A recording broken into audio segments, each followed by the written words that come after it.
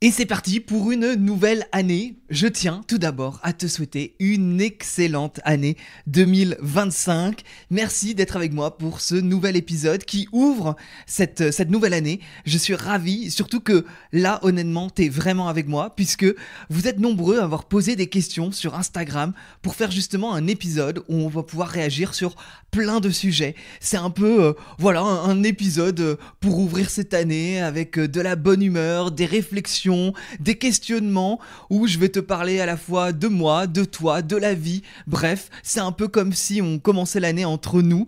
Vraiment, ce podcast, souvent, évidemment, je suis face à des invités ou je suis seul. Donc, du coup, quand je vois tout ce nombre d'écoutes et que je ne vous connais pas, ça fait toujours plaisir d'avoir vos retours, vos réactions et vos questionnements.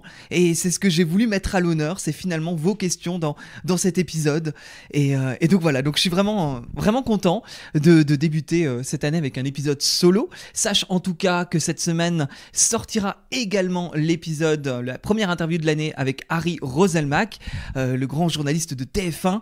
Tu verras, c'est un épisode qui est vraiment top. Un épisode sur le sens de la vie, mais aussi avec beaucoup d'intimité, de réflexion.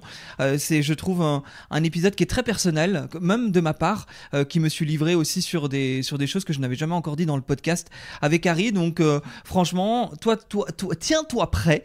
L'épisode sortira mercredi ou jeudi de cette semaine.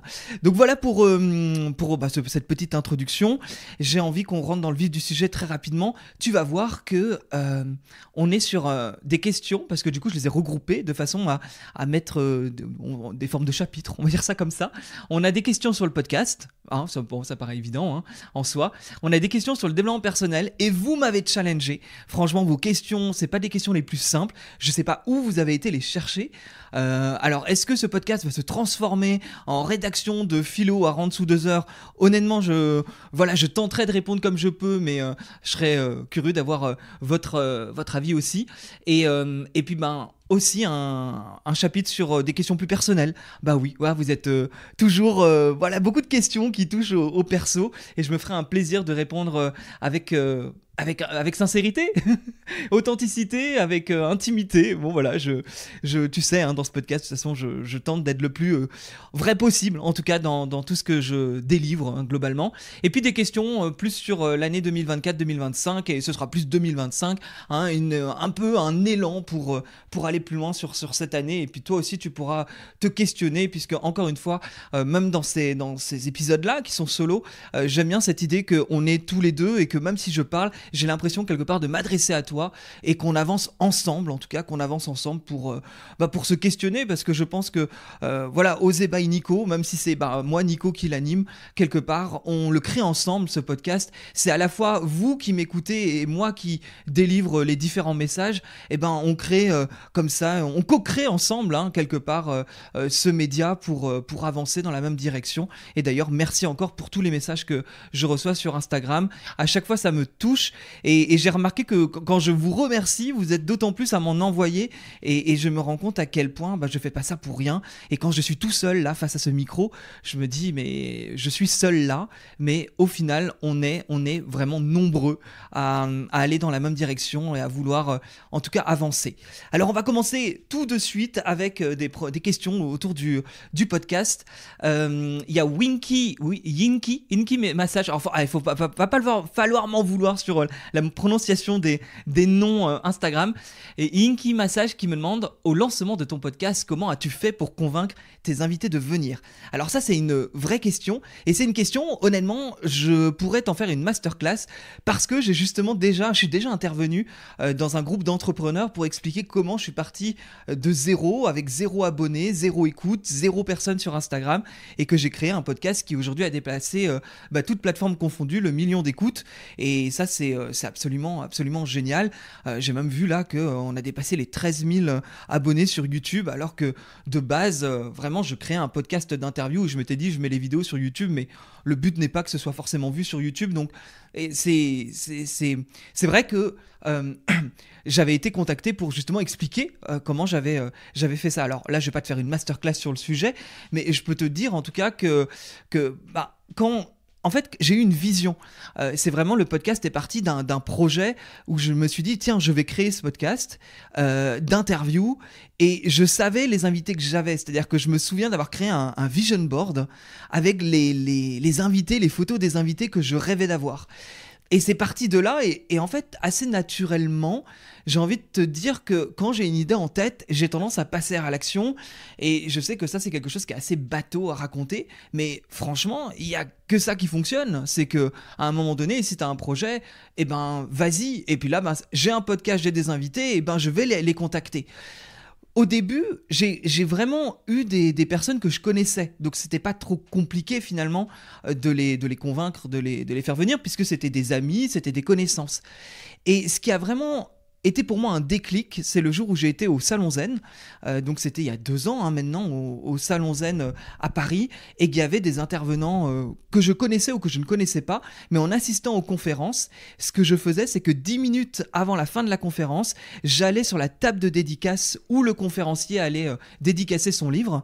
J'étais le premier, et je demandais du coup à l'intervenant. C'est comme ça que j'ai rencontré par exemple Chloé Bloom qui intervenait, c'est comme ça que j'ai rencontré Luc Baudin, Kevin Finel. Enfin, il y avait vraiment pas mal de personnes comme ça qui étaient présents, et j'étais la première personne à faire dédicacer le livre, et je leur disais, ben voilà, j'ai un podcast qui s'appelle Osez by Nico, et je voudrais t'inviter, je voudrais vous inviter dans le podcast.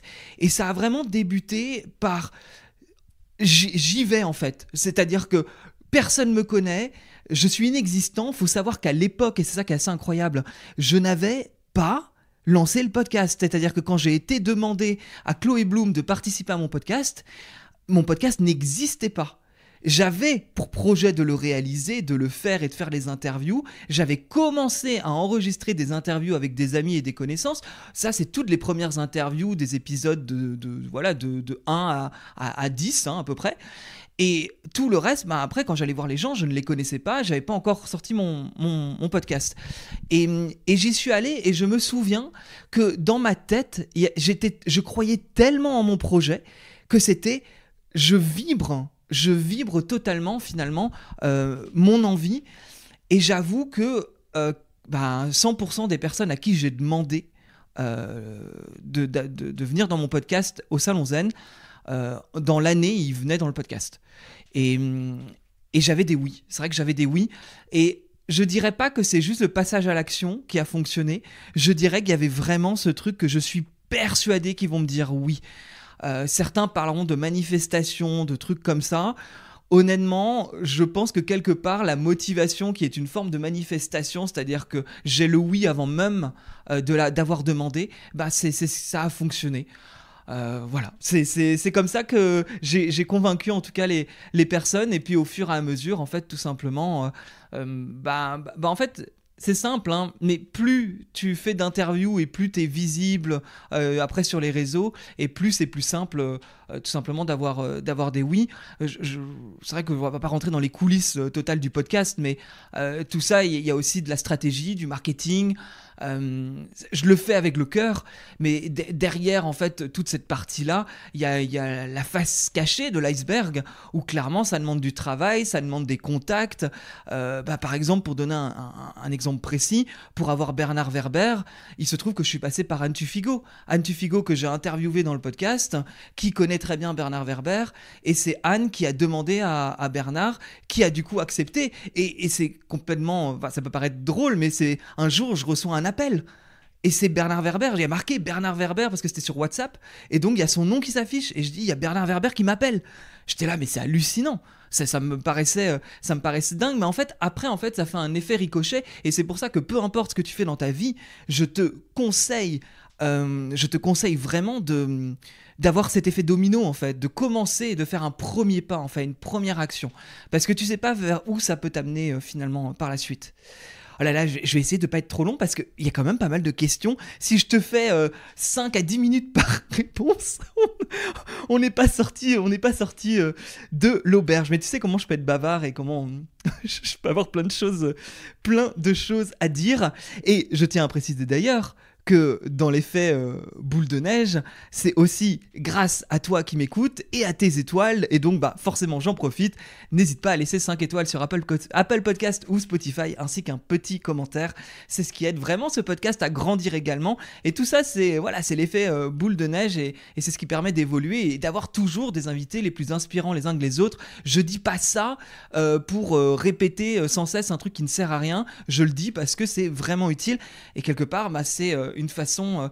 vraiment, pour moi, c'est un très très beau cadeau quand vous laissez ces 5 étoiles et que vous laissez un commentaire. Donc voilà, je ne le répéterai jamais assez. Myriam Marie qui demande: est-ce que de tes interviews sont nées de belles amitiés? Eh ben oui. Oui. Non, alors non, le oui est un peu trop franc. Disons que ça a créé des liens. En vrai, ça a créé des liens avec des personnes. Je ne vais pas dire des amis, mais c'est des personnes... par exemple, Nathalie Lefebvre, que j'ai reçue dans l'épisode 91, un des derniers épisodes. Il y a quelques semaines, c'était au mois de décembre. On a eu une vraie entente. Il y a eu un truc... on a passé 1 heure à parler avant l'épisode. Ensuite, on a enregistré l'épisode et on a été se prendre une coupe de champagne et on a passé 1h30, 2 heures à parler après l'épisode. Donc c'est pour te dire que il y a des fois des connexions qui se font, qui sont naturelles en fait. C'est comme j'imagine un coup de foudre amical, une connexion avec une personne. Tu l'expliques pas, c'est comme ça. Et donc Nathalie, par exemple, je l'ai invitée à mon anniversaire que je fête d'ici 2 semaines maintenant. Et je l'ai invitée à mon anniversaire parce que j'ai très envie qu'elle soit là et c'est quelqu'un, j'aime beaucoup sa vibration en tout cas. Après, il y a des personnalités, mais tu vois, même comme Natacha Calestrémé, que j'ai reçue dans l'épisode 87, du moins le dernier, parce que je l'ai reçue 2 fois. Natacha, c'est quelqu'un avec qui je peux papoter aussi en message sur WhatsApp, que j'ai déjà eu au téléphone. C'est une femme que je trouve incroyable, au-delà du travail qu'elle peut faire. En fait, j'aime beaucoup son énergie, j'aime beaucoup l'énergie qu'elle dégage, et j'aime beaucoup tout simplement la femme, vraiment au-delà de l'écrivain en fait, ou de la journaliste qu'elle est. Joanne avec un J, alors je dis Joanne avec un J, c'est son pseudo sur Instagram, qui pareil, c'est quelqu'un que j'apprécie beaucoup, que j'ai reçu 2 fois dans le podcast, avec qui on papote beaucoup. Enfin, à chaque fois qu'on se voit, en fait, ça va au-delà finalement de juste enregistrer un épisode. Et ça, en fait, il y a pas mal d'invités. Il y a Fanny Ricard, reçue dans l'épisode 74, Stéphane Alix, Anne Tufigo dans l'épisode 47, Jérôme Oliveira aussi, qui est aux éditions J'ai lu, qui a écrit 2 livres sur l'amour. Voilà, c'est quelqu'un que j'apprécie beaucoup. On avait fait un superbe épisode 38, sur le coup de foudre et les relations amoureuses. Et c'est quelqu'un, que j'aime prendre un verre avec lui et papoter. Je lui avais fait sa numérologie, on avait passé 3 heures ensemble à discuter justement de numérologie, de la vie, etc. Et ça j'adore. Anne Guéquière de Métamorphose aussi, que j'aime beaucoup. Je pourrais en citer plusieurs. C'est vrai que, en fait, évidemment, ou pas, mais ça paraît logique que quelque part, après quasi une centaine d'interviews, il y a des personnes avec qui ça match et potentiellement des personnes avec qui ça va plus loin qu'une simple interview. Tout comme, à contrario, il y a des gens que j'interviewe, le feeling est pas vraiment là, je fais l'interview, merci, au revoir, et potentiellement, je n'entendrai plus jamais parler de ces personnes-là. Et en fait, c'est la vie. Tu vois, c'est la vie quand tu vas dans une soirée, quand tu vas à un mariage, quand tu vas je ne sais où, tu as des gens avec qui ça fonctionne, des gens avec qui ça fonctionne pas. Quelque part, là, c'est pareil, même si, je tiens à préciser, toujours, ce podcast, j'invite personne au hasard. Toutes les personnes que tu entends sur ce podcast, c'est qu'à un moment donné, il y a une envie, il y a quelque chose qui est là, en tout cas, ça vient du cœur. Les gens n'arrivent pas par hasard sur le podcast. Il y a Cassie Photographie qui me dit: qu'est-ce que tu dirais au toi avant le podcast? Je lui dirais, t'imagines pas le boulot que ça va te demander. Je crois qu'on n'a pas idée. Des fois, moi j'avais cette vision-là que lancer son podcast, c'était pas grand-chose, que c'était un média facile. Et en fait, ça me demande un boulot fou, un boulot fou. Oui, on va les deux, si tu veux. En tout cas, ça demande énormément de travail. Et j'avoue que forcément, en y amenant de la vidéo, mais c'est grâce à la vidéo quelque part que j'ai une certaine visibilité. Peut-être que tu me connais grâce au réel sur Instagram, par exemple, ou que tu me connais via YouTube. Forcément que ça marche plus si on regarde une vidéo plutôt que d'avoir que du son. Et ça, d'un point de vue de notoriété, en tout cas, pour me faire connaître, la vidéo apporte un plus, mais elle apporte aussi beaucoup, beaucoup plus de travail. Et j'avoue que à un moment donné, quand tu dois trouver les invités, faire les demandes pour les invités, préparer les interviews, je lis tous les livres entièrement. Tous les livres, toutes les personnes que je reçois, je ne présente pas le livre sans l'avoir lu. Donc je lis les livres, ensuite je me déplace, je fais l'installation des caméras, des micros, on fait l'interview, ensuite je fais toute la désinstallation, je rentre chez moi, ensuite il y a le montage, ensuite il y a le montage des réels, il y a la miniature, etc. J'ai 2 freelances avec qui je travaille, mais ils ne font pas tous et voilà, je délègue certaines tâches. Néanmoins, c'est un boulot énorme, sachant que je sors une interview par semaine. La plupart du temps, c'est à peu près le rythme que je tiens, donc c'est ce que je voudrais dire, c'est tu n'imagines pas le travail que ça va te demander, c'est vraiment ça. Et j'ai envie de te dire,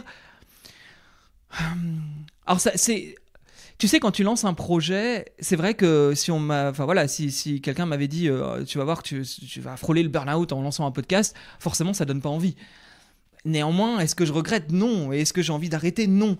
Mais quand on lance un projet, heureusement qu'on ne connaît pas forcément tous les batailles, les barrages, les complications et le travail que ça demande, sans quoi on ne se lancerait pas dans certains projets. Donc peu importe finalement toi, ton projet, mais j'imagine, alors je sais pas pourquoi j'ai cet exemple qui me vient en tête, mais quand tu es une femme, tu peux être un mari aussi, hein, mais une femme qui veut avoir des enfants et avoir une grande famille, je pense qu'elle n'a pas idée du travail que va demander l'éducation et le fait d'avoir 1, 2, 3, 4 enfants, ne serait-ce que pour la grossesse et tout ce qui suit. Et c'est pour ça que je dis un homme aussi, parce que finalement, potentiellement, ils sont 2 pour faire un enfant. Et donc, quand tu es une famille, tu n'as pas idée du boulot que ça demande. Je le vois avec mon père qui s'est remarié. J'ai des frères et sœurs qui ont entre 8 et 12 ans, enfin maintenant 9 et 13. Je pense que mon père n'avait pas idée finalement du travail que ça allait demander. Et heureusement qu'on ne s'arrête pas aux complications et sans quoi on ferait rien. Si on avait la flemme et si on savait en fait tout ce que ça allait nous demander comme effort pour réaliser certaines choses dans notre vie, on le ferait pas et ce serait triste aussi. Donc je trouve que des fois, tu vois, j'ai envie de dire qu'est-ce que tu dirais au toi avant le podcast? Je lui dirais rien et je le laisserais aller comme il l'a fait et comme j'en suis aujourd'hui. En mode, je suis content de l'avoir fait et je suis content de le faire malgré tout. Il y a Solène qui me demande, elle me demande pas, elle me dit les coulisses du podcast, l'arrière-scène. Bon, là je t'en ai donné un petit peu, je vais pas aller plus loin parce que encore une fois, je voudrais pas que cet épisode fasse des heures et des heures et je sais que là, ça pourrait durer assez longtemps. Donc voilà, t'as déjà eu quelques petites coulisses en tout cas du podcast. Passons au chapitre dev perso. Vous m'avez posé quelques questions en termes de dev perso. Alors c'est pas étonnant parce que évidemment ce podcast j'en parle un petit peu quand même de l'introspection et du coup il y a Coconut Atelier qui me demande les pensées obsessionnelles qui nous font tourner en rond, les recadrages de pensée. Recadrages de pensée. Alors là, elle me demande d'approfondir en tout cas cette partie-là. Vous n'êtes pas sans savoir si vous avez écouté l'épisode bilan, et j'en parle aussi d'ailleurs, on en parle de ça avec Harry Roselmack dans l'interview qui sort cette semaine, du fait que j'ai commencé une thérapie comportementale et cognitive avec une thérapeute, que j'adore ça, parce que justement... En tout cas, elle m'a fait comprendre que j'ai rempli un questionnaire, on a fait des tests et elle m'a trouvé des TOC, donc des troubles obsessionnels compulsifs. Moi, je pensais que c'était... que ça, en fait, ça sortait de la télé. Enfin, je dis pas que c'était faux, hein, mais je dis juste dans le côté télévisuel, tu voyais ça sur TF1 ou M6 où les gens appuient et éteignent constamment l'interrupteur, nettoient tout, enfin bref, ce côté d'obsession. Et finalement, en faisant cette thérapie, moi, ça m'a ça m'a permis d'éclairer certaines choses que je n'avais pas compris. C'est-à-dire que dans le développement personnel et la spiritualité, je pense qu'il y a certains raccourcis qui sont pris en mode, prenons, je l'ai déjà évoqué, mais cette idée, il faut lâcher prise. Hein, combien de fois t'as pas dû entendre, il faut lâcher prise. Très bien, mais dans les faits, comment tu fais? Et la thérapie comportementale et cognitive, ça m'a permis de comprendre d'où venait cette problématique de lâcher prise chez moi. Et pas chez le voisin, et pas chez tata Jacqueline, et pas chez tonton Michel, chez moi. Et c'est ça qui est intéressant, c'est que finalement, les thérapies comportementales et cognitives, ça permet d'aller voir qu'est-ce qu'il y a dans ta tête, quels sont tes comportements, et puis moi, ça m'a permis de voir qu'il y avait des troubles obsessionnels compulsifs, et ça, je ne le savais pas. Je ne le savais pas. Et honnêtement, quand on a commencé à dérouler ma vie, c'est-à-dire qu'on est parti sur une problématique actuelle et qu'on a déroulé mon passé, j'étais là, mais en fait, ça fait 20 ans que j'ai des troubles. Alors, je pense qu'on en a tous, hein. Je pense qu'on a tous notre petite obsession, parce que quand j'en parle, je vois bien que, voilà, je suis pas unique, hein. Donc, clairement, je pense que toi aussi, peut-être que si on creuse, il y a certains tocs qui traînent. Après, on a sûrement à des niveaux différents. Les miennes étaient un peu excessives, puisque, justement... Pour de la faire courte, il y avait une anxiété qui était tellement forte chez moi depuis des années que je ne voyais pas forcément, que j'ai tendance à mettre tout sous contrôle. Donc je vais aller très souvent au même resto, la même table. Quand j'appelle un de mes restos préférés à Paris, c'est Oxymore, c'est une superbe pizzeria dans le 11e. C'était sur Paris, n'hésite pas à aller faire un tour. C'est un resto que j'adore. Je demande tout le temps la table 6, je prends tout le temps un cocktail qui s'appelle Eugène, je prends tout le temps la pizza végétarienne, et en fait je ne change pas, quoi. Et c'est justement cette espèce de contrôle que je peux avoir. On peut croire qu'il y a une forme de lâcher prise quand je voyage, néanmoins je peux passer des heures, voire des jours à trouver le parfait hôtel, le parfait endroit pour loger, et ça me prend une énergie folle. Et en fait dans mon quotidien, comme ça, il y a des mises en place qui sont compliquées, mais j'adore les concerts. Je peux passer 6 heures, 7 heures à chercher la meilleure place de concert, mais ça paraît délirant. Là, je sais que quand je le dis, je pourrais très bien passer sur M6 dans un reportage, hein, parce que quelle personne passe 6 heures à regarder les photos Google, à compter les sièges?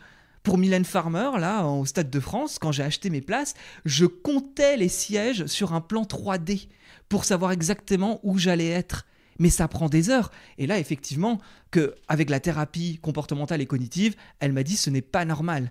Et donc, on a été voir le nœud du problème, et c'est là qu'on parle justement de recadrage de pensée, parce que du coup, aujourd'hui, je fais un exercice, et c'est ça qui est intéressant, c'est que finalement, à partir du moment où on voit qu'il y a un problème, en tout cas, un problème, oui, on peut dire un problème, une problématique, et bien le but, c'est de comprendre, et le recadrage, c'est en fait... Je ne sais pas si tu connais Brooke Castillo. Brooke Castillo est une coach entrepreneuse américaine qui a fait, on va dire, tout son business autour de ça, sur le modèle de Brooke qui n'est... Alors, c'est ça qui est drôle, c'est-à-dire que le modèle de Brooke à l'américaine, c'est elle qui a créé ça. Enfin, c'est de la thérapie comportementale et cognitive, ni plus ni moins, finalement. Et c'est de voir quel est l'événement. Donc, l'événement, qu'est-ce que je peux te donner comme événement ? Tac, j'ai envie de te donner un événement concret. J'ai pas mes feuilles sur moi là.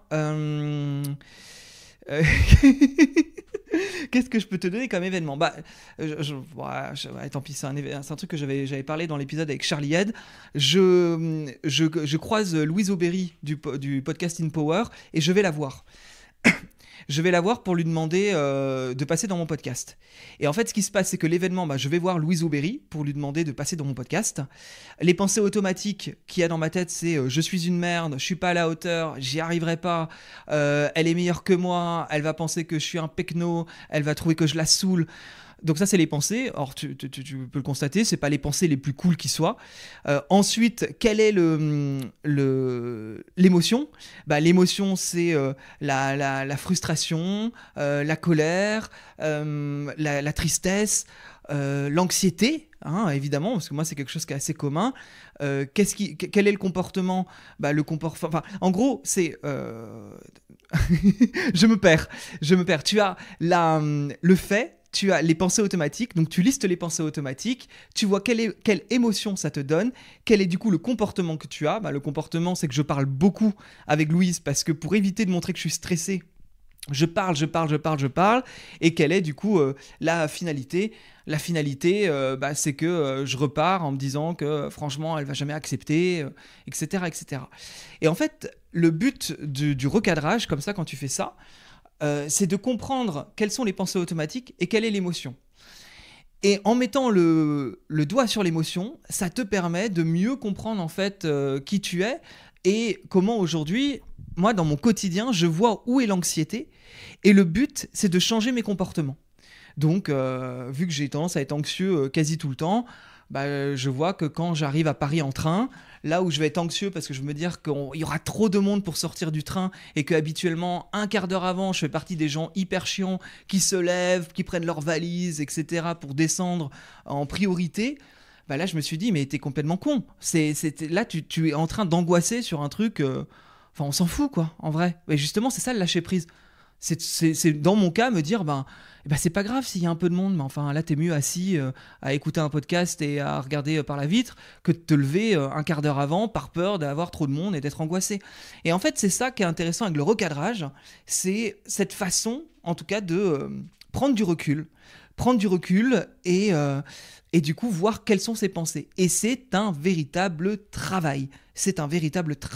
Pour le coup, je pense qu'il n'y a pas de solution magique. Il n'y a uniquement que des choses concrètes que l'on peut mettre en place pour tenter de changer. Et c'est ça que j'ai aimé aussi quelque part, c'est que j'étais arrivé à un stade où on est comme ça et on ne peut pas changer. Et la thérapeute m'a dit...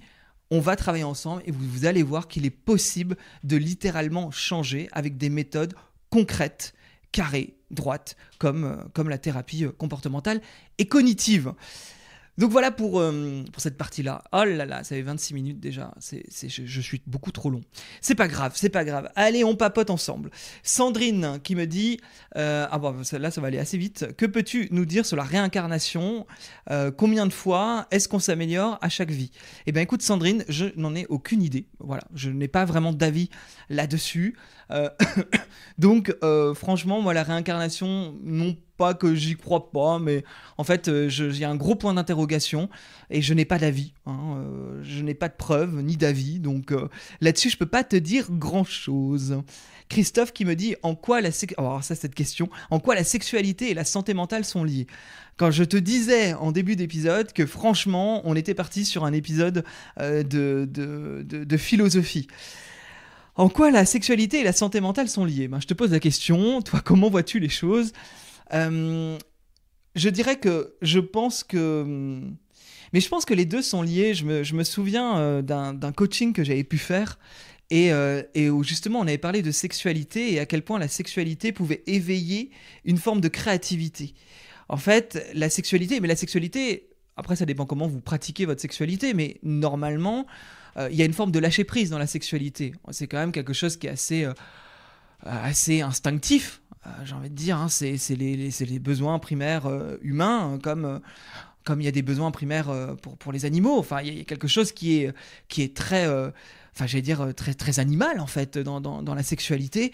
Et du coup, vraiment, là, je te dis ça, attention, alors là, vraiment, je ne suis pas du tout un pro sur ce sujet-là, mais je me souviens qu'on avait discuté autour de ce coaching, de cette idée que la sexualité permet la créativité. Et je pense, en tout cas, que la sexualité et la santé mentale sont liées parce que c'est un tout. Et en fait, je pense que la vie est un tout, c'est-à-dire que la santé mentale est aussi liée avec les différents piliers de vie, à savoir ton lien social avec les autres, avec ta famille, avec ton travail, avec ta spiritualité, avec le corps physique, le sport. Voilà, je pense que c'est un tout. Évidemment, j'en ai fait des émissions avec Faustine Bollard sur France 2 sur la non-sexualité, le non-désir. C'est quelque chose qui existe, mais on va dire que je pense que pour des personnes qui n'ont pas de troubles particuliers ou qui ont une vie je vais dire classique, je mets des guillemets, mais une vie classique, bah, la sexualité a autant d'importance finalement que les autres points, parce que avoir une relation amoureuse, et on pourra en débattre, mais avoir une relation amoureuse, c'est avoir une relation avec qui on a une sexualité épanouie. Enfin, je pense, et je sais que j'en ai souvent parlé dans l'épisode, notamment avec Florence Escaravage. J'ai plus le numéro de cet épisode-là sur les relations amoureuses, et je lui avais posé la question, mais finalement la sexualité, comment on fait dans notre société où tout va vite, où on est totalement, avec TikTok, Instagram, mais la société, même la télévision, tout ça, maintenant les programmes n'ont plus rien à voir, tout va très vite, ça bouge, on se lasse des choses. Donc quand tu te mets en couple avec quelqu'un et que tu dois faire durer une sexualité sur 5, 10, 15, 20 ans, voire une vie, comment fait-on aujourd'hui pour garder une sexualité épanouie dans un couple ? Et Florence Escaravage avait évoqué que l'aspect émotionnel est très important, que quand on garde l'état amoureux dans le couple, ça permet de garder la sexualité. Aujourd'hui, si je devais reparler à Florence, je dirais oui, mais on peut aimer une personne, perdre en amour aussi. Et comment on fait quand on aime quelqu'un mais qu'on n'a plus de désir ? Comment on fait pour amener de l'état amoureux ? Bon, voilà, là, je suis reparti dans un débat. Mais voilà, je pense qu'en tout cas, la sexualité et la santé mentale sont liées, puisque pour moi, la santé mentale est liée en tout cas à tellement de paramètres pour se sentir bien. Il y a vraiment différents piliers. Mais je pense que cette année, je referai un épisode, en tout cas sur le couple, sur la sexualité. C'est quelque chose qui... je vais être honnête avec toi, mais c'est des épisodes qui cartonnent en général. Donc je vois bien que ça te parle quand on évoque ces sujets-là. Il y a Dams qui me dit « Est-ce que pour toi, le développement personnel est un travail sans fin ?» Ben oui. Oui, non, le développement personnel, c'est un travail sans fin. C'est compliqué. C'est compliqué. Non, j'aime pas dire ça. Parce que tu vois, ton langage crée ta réalité, et si je te dis que c'est compliqué, évidemment, ça va l'être. Non, le développement personnel, ça peut être très simple. À partir du moment où on prend du recul. C'est quand on commence à être face à un mur et face à du dev perso non-stop que ça peut devenir compliqué et qu'on va rendre ça compliqué. Tu sais, j'ai vraiment le sentiment qu'on passe par différentes phases. Moi, aujourd'hui, il y a cette idée que je ne sais rien. Voilà, s'il y a bien un truc que j'ai appris, c'est que je ne sais rien. Et que ce tout premier livre que j'ai lu quand j'avais 22 ans, qui s'appelait « Comment créer sa chance », c'était un livre de dev perso, et que pour moi, c'était du bon sens. Et j'avais pas l'impression de faire du développement personnel. C'est vraiment passé la trentaine, quand j'ai commencé à faire de l'immobilier locatif et qu'il y avait du coaching sur le mindset, sur comment casser ses croyances limitantes dans l'entrepreneuriat, dans l'immobilier, et que j'ai commencé à m'intéresser ensuite à la spiritualité, au développement personnel, au chamanisme, que j'ai ouvert une porte et que j'y ai mis, mais j'ai sauté dans ce milieu à 2 pieds.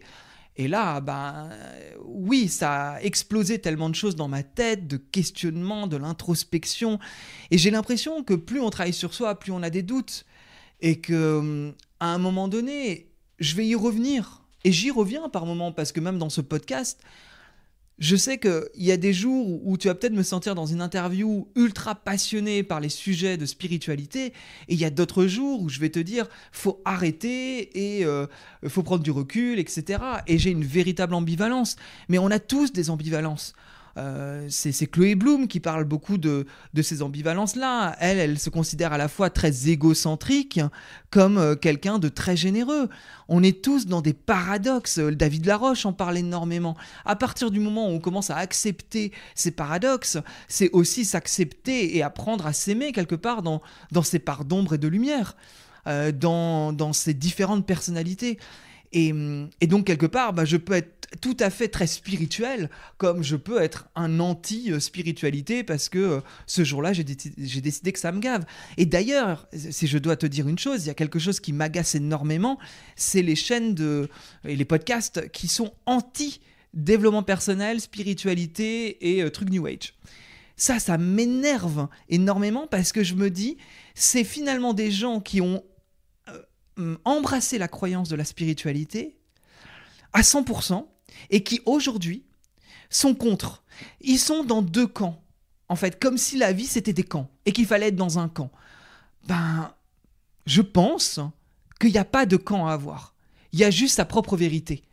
Et qu'en fait, dans la spiritualité, il y a des choses qui peuvent faire du bien. Et à ce moment-là, il faut les prendre. Comme dans le dev perso, tout comme dans une forme de non-croyance, c'est bien aussi de ne pas avoir de croyance particulière si ça nous fait du bien. Et ça dépend de nos parcours de vie, de ce par quoi on passe. Et donc c'est pour ça que, pour moi, le développement personnel, c'est un travail sans fin, mais c'est un travail sans fin aussi par cette idée qu'à un moment donné, on le laisse de côté quand pendant 6 mois, 1 an, 2 ans, on décide de faire autre chose. Et que le développement personnel n'est plus au centre de notre vie. Et quelque part, j'ai interviewé Yanis Sia, j'ai remis une rediffusion à Noël, donc tu peux regarder Yanis Sia qui est danseur-chanteur, il a 23 ans, actuellement c'est lui qui fait le Roi Lion au théâtre Mogador dans la comédie musicale du Roi Lion. Yanis Sia, à la base, j'ai fait une interview de lui, on n'était pas censé parler de développement personnel. Pourtant, toute personne qui à un moment donné se questionne sur sa vie ou qui parle ou qui raconte sa vie va évoquer du dev perso. Et donc on avait parlé de dépassement de soi, on avait parlé de qu'est-ce que la sincérité dans la vie, on avait parlé de résilience face à un drame, on a parlé de beaucoup de choses. Moi je me souviens que c'est pour moi l'une de mes meilleures interviews de podcast, alors qu'en face de moi j'avais quelqu'un qui n'était pas dans le dev perso. Donc en fait, le développement personnel, pour moi, c'est un travail sans fin. Oui, mais en fait, faut pas, je pense, y mettre non plus toujours quelque chose... Faux. J'aime pas dire faux non plus, mais je t'invite des fois à prendre du recul et à faire du dev perso si tu as envie. Mais si à un moment donné, tu veux aller en boîte ou boire de l'alcool ou manger des fraises tagada ou partir voyager... et boire des caipirinhas, j'ai envie de te dire, vas-y, en fait. Et c'est pas... Enfin, voilà, faut pas... Et ne pas chercher toujours une explication à ce que tu fais. En fait, profiter de la vie. Je pense que c'est pas mal. Passons à la partie, au 3e chapitre, qui est la partie personnelle. Ah là, la partie personnelle. Moi, j'espère que je vais pas te faire des heures là-dessus. Vous avez des questions hyper intéressantes. D'ailleurs, je vous remercie. Vraiment, merci pour ces questions. Parce qu'encore une fois, j'ai l'impression... qu'on est ensemble quelque part et que ce podcast, il existe aussi grâce à vous et même il existe grâce à vous puisque c'est vous qui l'écoutez. Donc, dans les questions plus perso, il y a Anouk Coroller que j'embrasse. J'adore cette fille. Voilà, si elle a un podcast, n'hésite pas à aller l'écouter. Anouk Coroller, C-O-R-O-2-L-E-U-R. Elle a un Instagram que j'adore, elle a un podcast que j'adore. Et voilà, je la connais pas, je lui ai dit, j'ai même dit, en début d'année, allez, 2025, on se voit en chair et en os, parce que j'aimerais beaucoup la rencontrer. En tout cas, Anouk me pose la question, as-tu toujours été toi-même ? C'est une excellente question. Franchement, vos questions, merci, parce qu'elles sont pas simples, elles sont... je les trouve assez impactantes.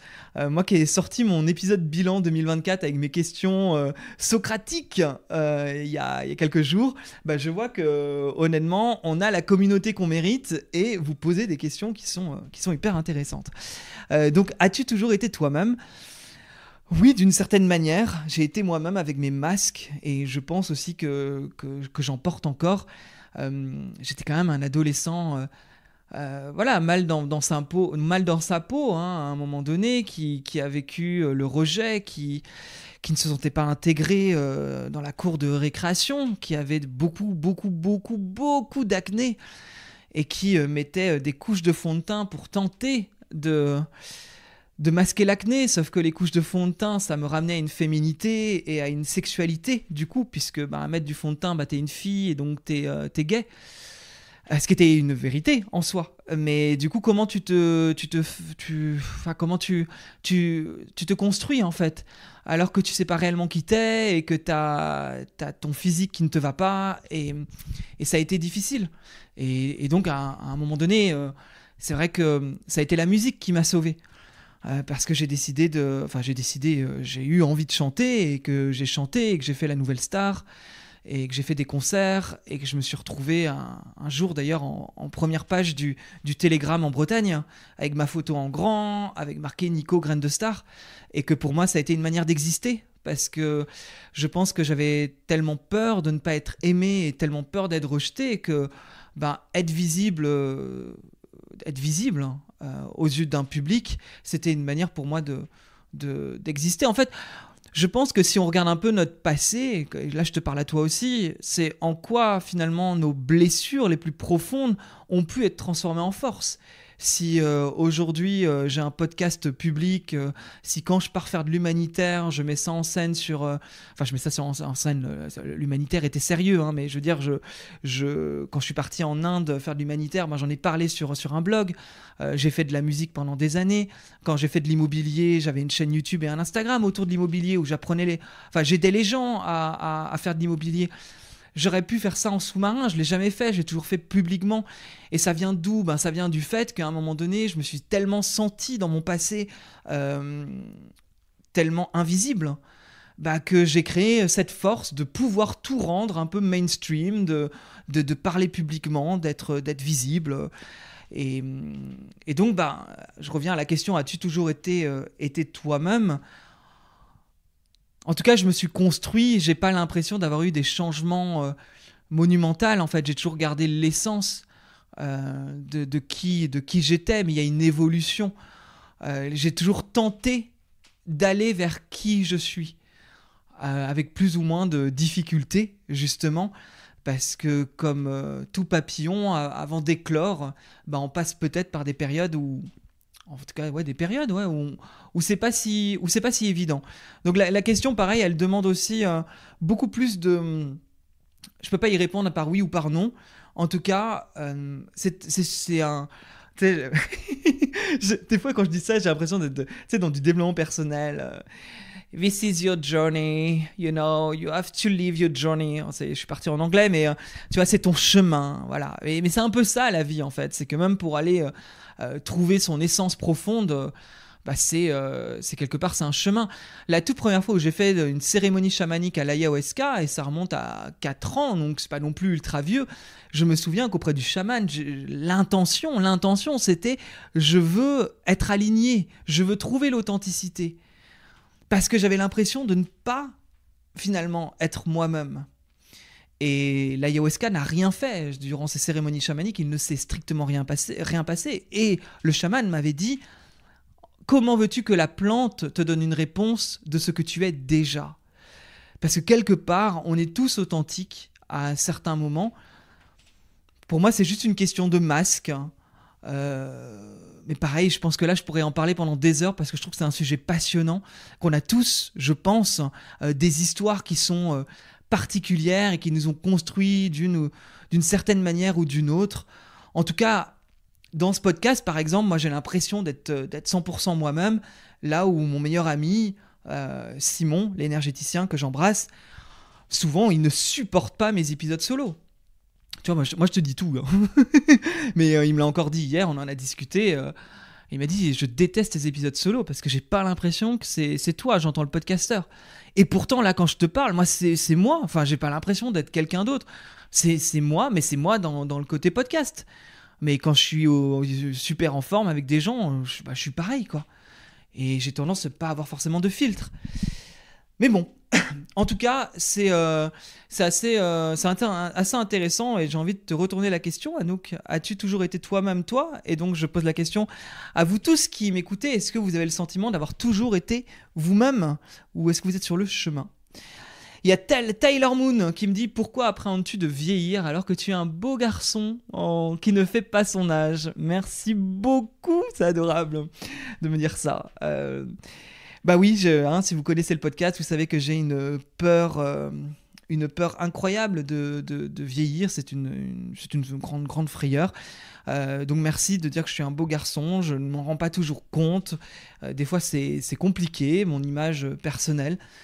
Pareil, il y a une ambivalence, hein, des fois, mais je pense que c'est comme tout le monde, des fois on se trouve pas trop mal devant la glace, et puis d'autres jours où on se dit que c'est une catastrophe.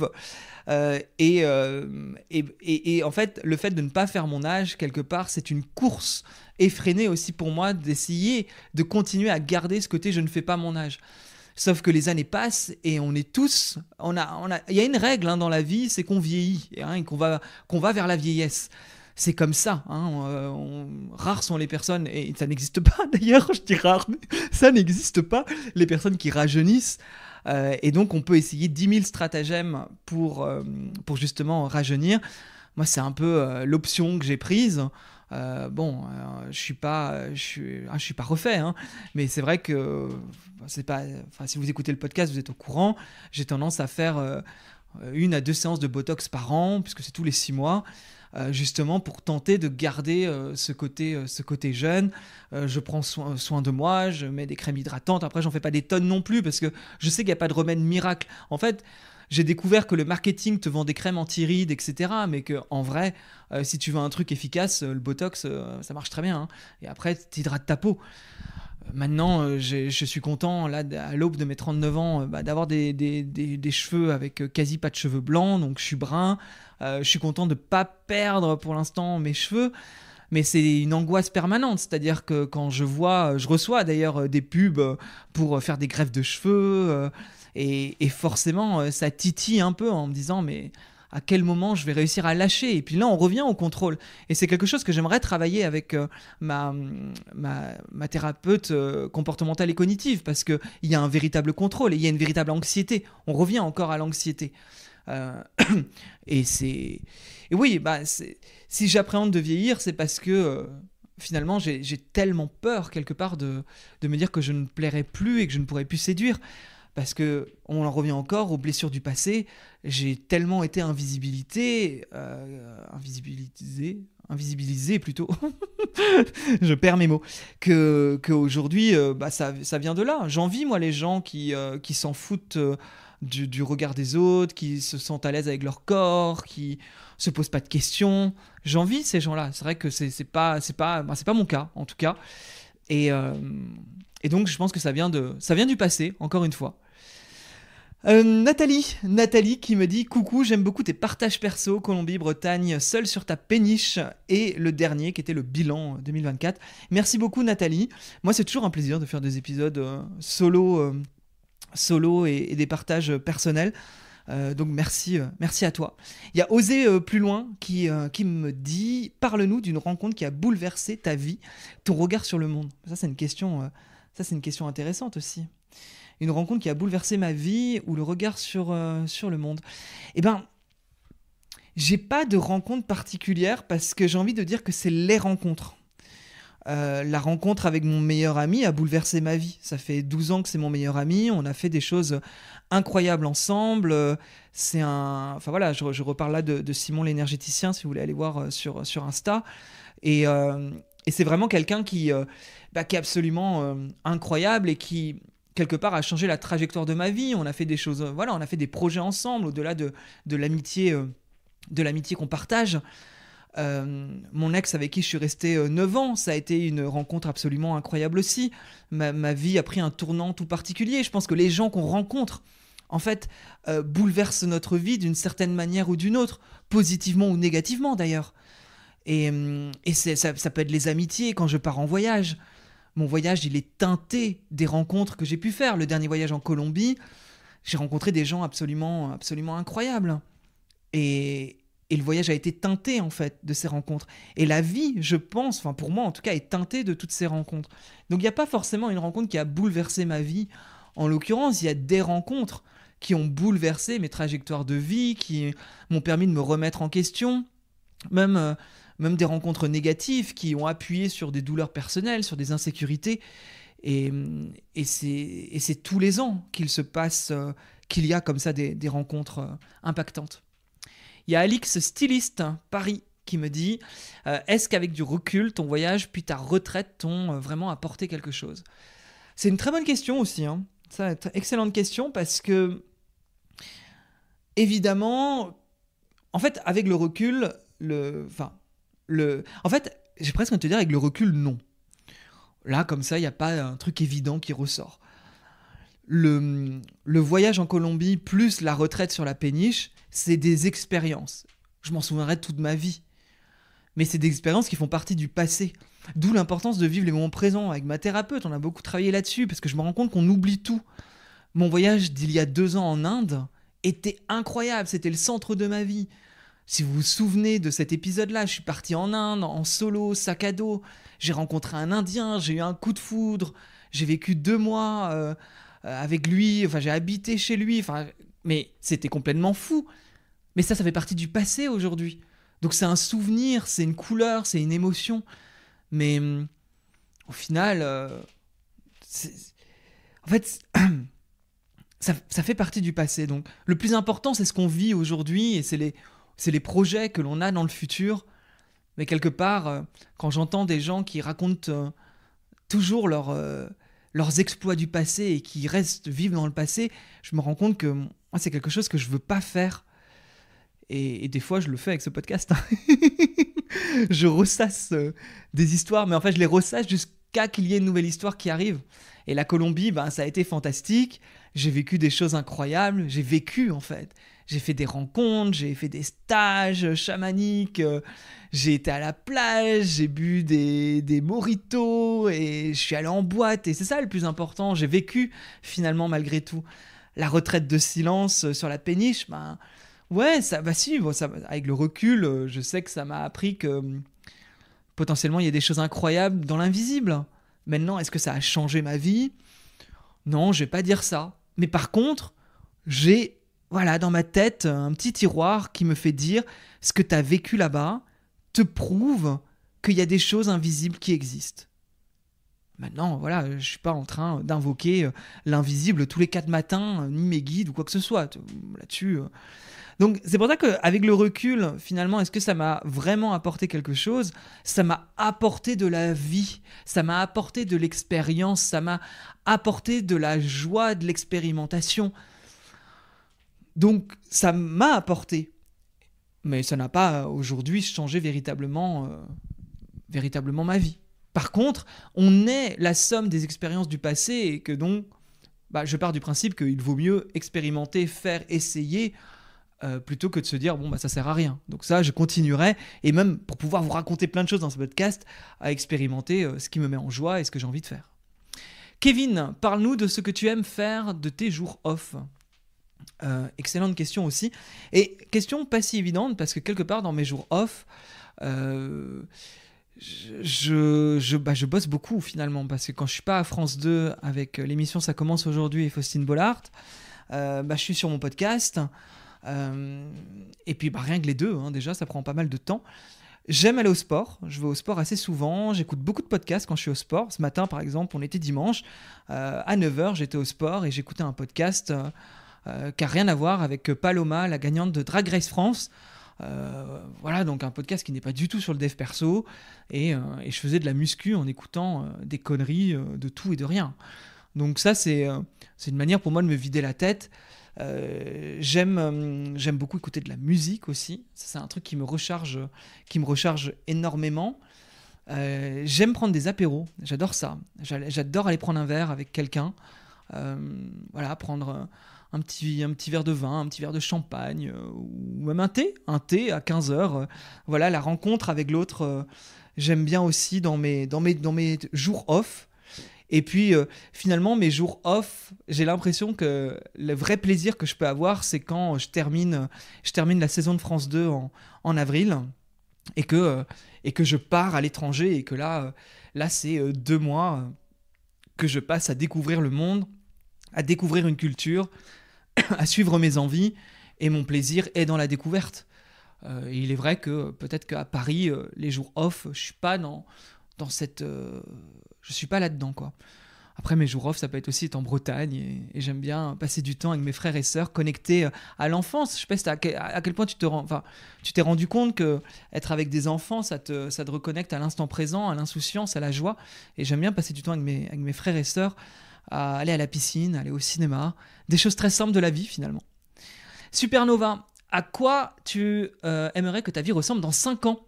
J'adore ton podcast, Nico. Eh ben écoute, merci beaucoup. À quoi est-ce que j'aimerais que ma vie ressemble dans 5 ans? Waouh, waouh, waouh. Ouais, c'est pareil, j'avais pas anticipé là. Qu'est-ce que je réponds à ça? Allez, intuitivement, dans 5 ans, j'aimerais avoir pouvoir tourner mes épisodes dans un studio. Ça, j'aimerais beaucoup. En ce moment, je les tourne au M Social Hotel, qui est un superbe hôtel à Opéra. Si tu veux aller prendre un verre là-bas, c'est super beau. Tu peux aller travailler aussi, c'est hyper sympa pour bosser. Et puis comme hôtel, c'est top. Mais j'aimerais avoir mon propre studio de podcast. En fait, dans 5 ans, finalement, là, comme ça, je me vois toujours être entre Paris, la Bretagne, les voyages, qui prennent quand même une grande place dans ma vie.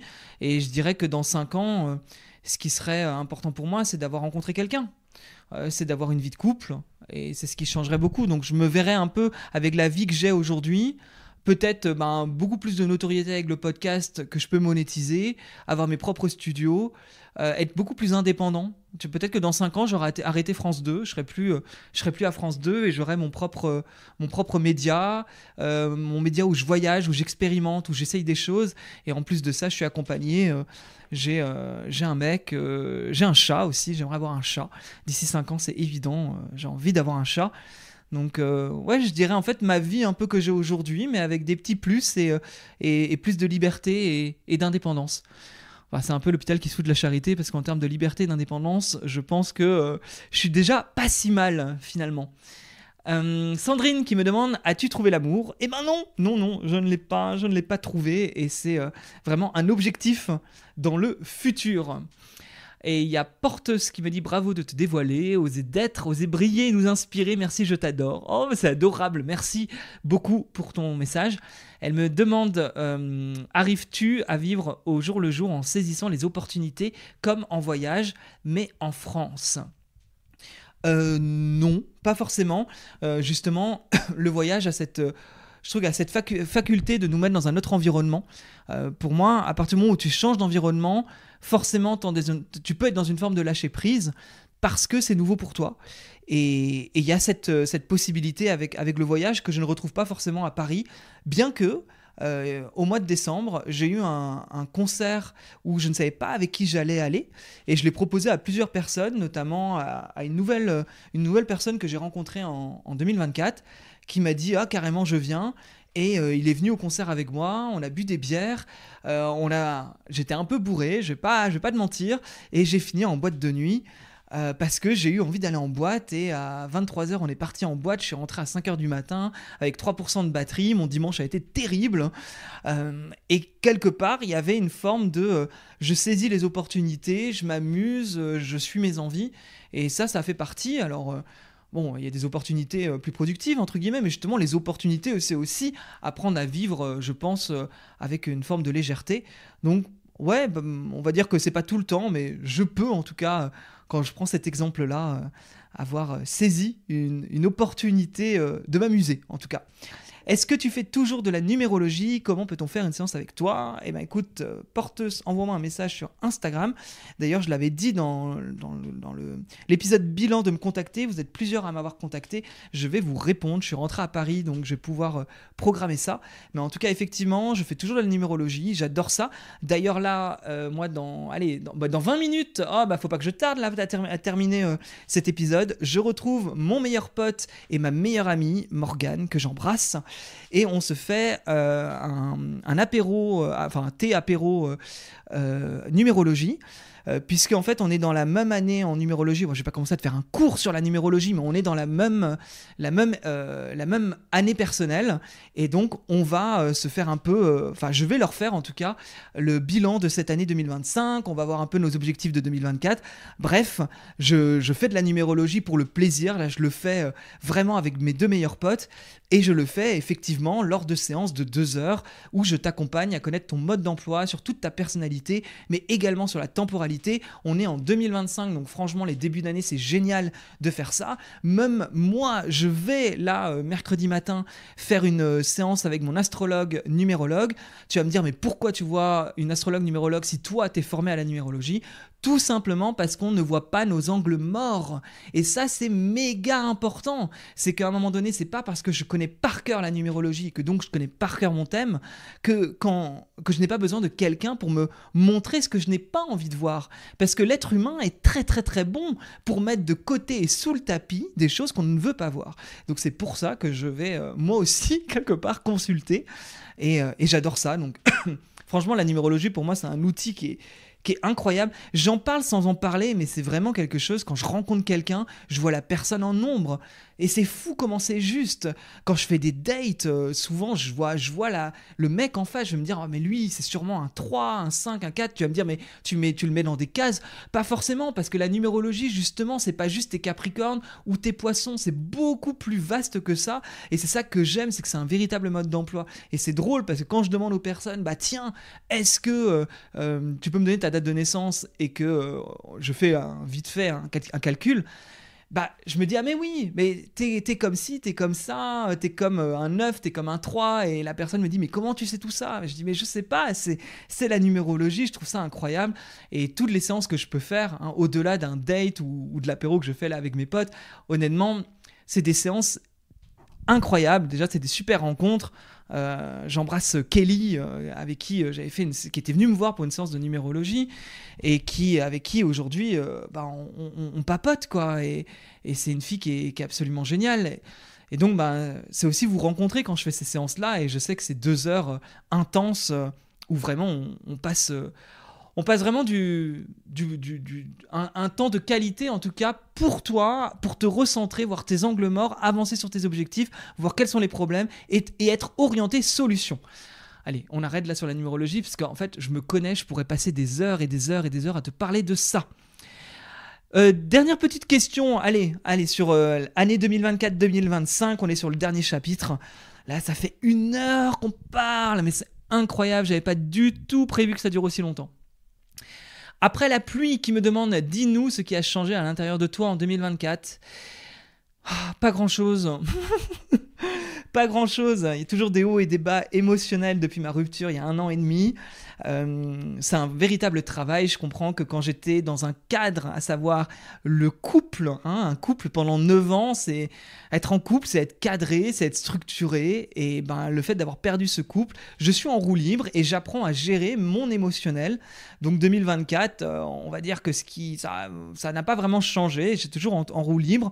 Mais je dirais, et ça je pense que tu l'as compris, que la thérapie comportementale et cognitive m'a permis de comprendre davantage d'où venait mon anxiété, et donc aujourd'hui de faire des exercices concrets qui me permettent de réellement aller vers le lâcher prise, pas de manière spirituelle et dev perso avec il faut que tu lâches prise et tu ne lâcheras jamais prise, mais avec des trucs concrets. Donc je dirais que l'aspect anxiété et regard sur moi en 2024, en fin 2024 en tout cas, a été assez important.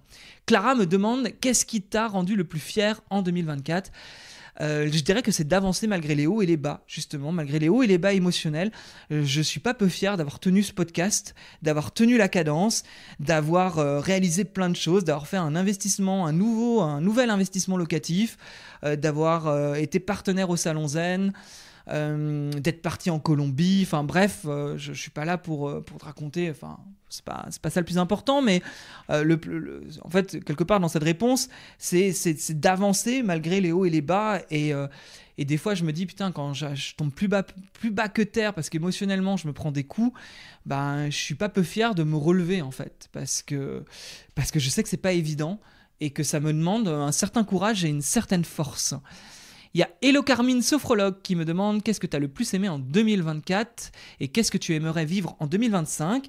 Ce que j'ai le plus aimé en 2024, le voyage en Colombie était canon. Je vais pas te le refaire, tu as les épisodes 69, 70, 71, 72 qui le relatent. Franchement, voyage en Colombie, c'était bien kiffant. Et le voyage à Séville avec mon meilleur ami qui m'a accueilli dès mon retour de Colombie en me faisant une surprise incroyable. Honnêtement, j'ai passé 4 jours incroyables. C'est vrai que c'est presque plus que la Colombie d'ailleurs. J'ai adoré 3 jours avec lui, à Séville avec lui et sa meilleure amie, c'était incroyable. Ne sous-estimez pas, là c'est un message que je te donne, ne sous-estimez pas les relations sociales, les amis, les proches, c'est tellement, tellement important. On en parle avec Charlie Head dans l'épisode 91, me semble-t-il. Franchement, on n'est rien sans les gens, hein. On n'est rien. Tu peux vivre seul en tant qu'ermite, je suis pas sûr que tu trouves le bonheur. Le bonheur se trouve dans les relations. Et qu'est-ce que tu aimerais vivre en 2025 ? Mais vas-y, on repart pour un voyage. Mais oui, on va repartir. Je te referai des épisodes. Je sais pas où je partirai, mais on va aller vivre des aventures. Allez, les 2 dernières questions. Émilie qui me dit « Que puis-je te souhaiter pour cette nouvelle année si tout était possible ?» J'en parle dans l'épisode bilan, les 10 questions socratiques, c'est l'épisode juste avant. N'hésite pas à aller l'écouter parce que si tu as besoin d'avoir des questions profondes qui vont te faire avancer, j'ai eu plusieurs retours de gens qui disaient que franchement c'était des questions pas si évidentes et que ça leur a permis en tout cas d'aller plus loin dans leur réflexion. N'hésite pas à aller les écouter, mais justement j'en parle, monétiser le podcast et avoir mon propre studio de Paris, pour moi, mon propre studio à Paris. Pour moi, c'est important parce qu'à un moment donné, tout le travail que je fournis avec ce podcast, j'en arrive à un stade où qu'est-ce que j'y gagne et j'aimerais que financièrement, je trouve un modèle économique quelque part. Et puis, autre chose, j'aimerais beaucoup rencontrer l'amour. Franchement, si tout était possible cette année, vas-y, mets-moi le prince charmant et vivons une belle histoire. Ça serait plutôt pas mal. Et trouver la paix intérieure aussi. Si tout était possible, honnêtement, je ne demande pas la lune.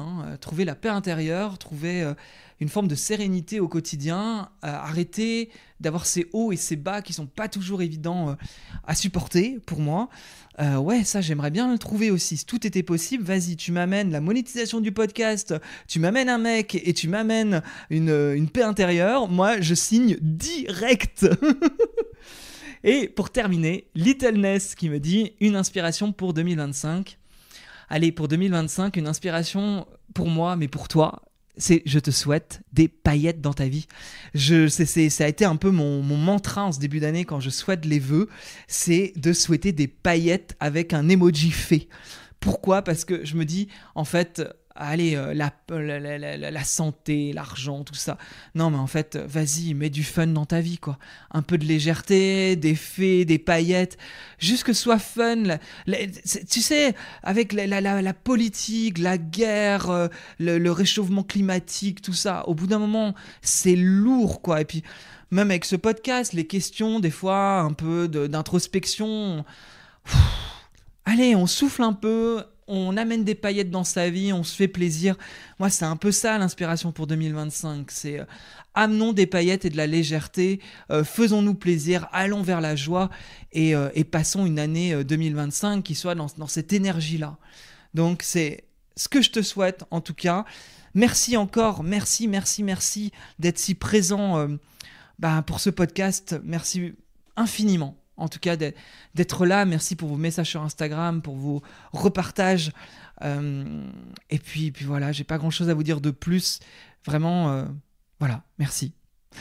Je vous dis à très très bientôt pour cette nouvelle année. Harry Roselmack arrive cette semaine avec une superbe interview. Et je vous dis à très très bientôt. Merci encore à toutes les personnes qui ont laissé des questions sur mon Instagram. C'était absolument génial de passer ce moment avec vous. J'espère que vous avez passé un bon moment et en tout cas que vous avez pris du plaisir et que vous êtes questionnés vous aussi un petit peu. Allez, à bientôt. Des bisous. Salut.